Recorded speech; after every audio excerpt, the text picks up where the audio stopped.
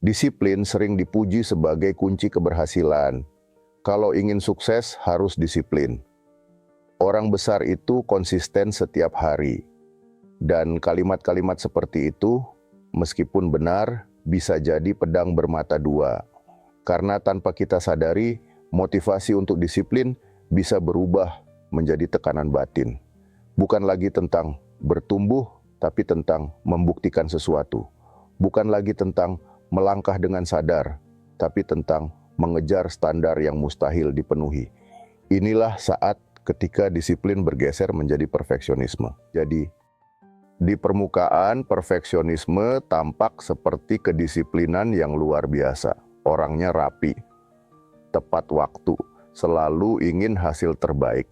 Tapi di balik itu ada ketegangan konstan, ada rasa takut untuk gagal, ada kelelahan karena tidak boleh salah. Ada kegelisahan karena segala sesuatu harus berjalan sempurna. Bedanya di mana? Disiplin berasal dari kasih sayang terhadap diri sendiri. Perfeksionisme berasal dari ketakutan, takut tidak cukup, takut dikritik, takut terlihat lemah. Pernahkah mengalami ini? Mengerjakan sesuatu dengan sangat hati-hati, lalu merasa kecewa berat hanya karena hasilnya tidak sesuai ekspektasi. Menunda mulai sesuatu karena merasa belum siap 100%. Tidak bisa menikmati hasil kerja karena selalu merasa masih kurang. Itu semua adalah tanda-tanda bahwa mungkin yang sedang dijalani bukan lagi kedisiplinan, tapi perfeksionisme.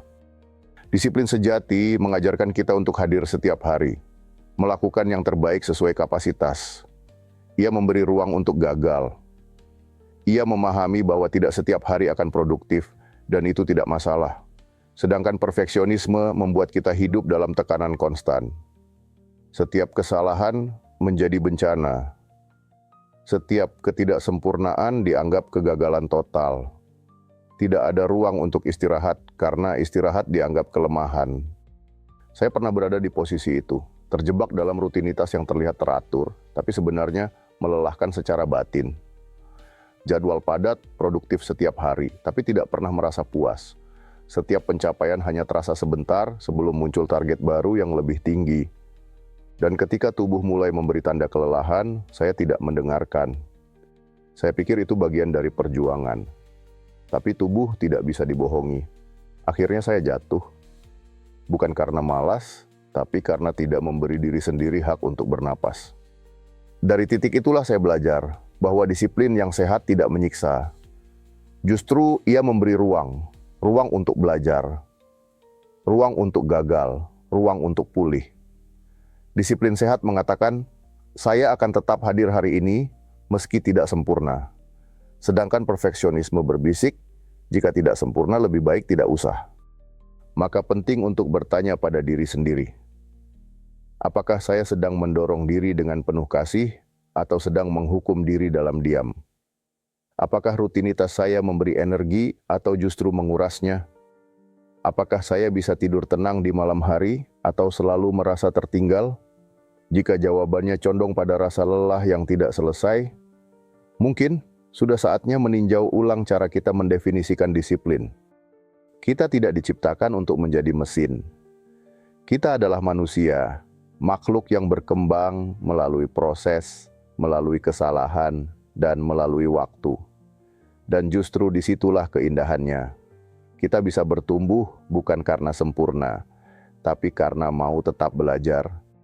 Hari ini, jika merasa terlalu keras pada diri sendiri, izinkan untuk berhenti sejenak. Ambil napas dalam-dalam, tinjau kembali tujuan awal. Ingat, tujuan kita bukan menjadi sempurna. Tujuan kita adalah menjadi utuh, dengan segala kelebihan dan kekurangannya.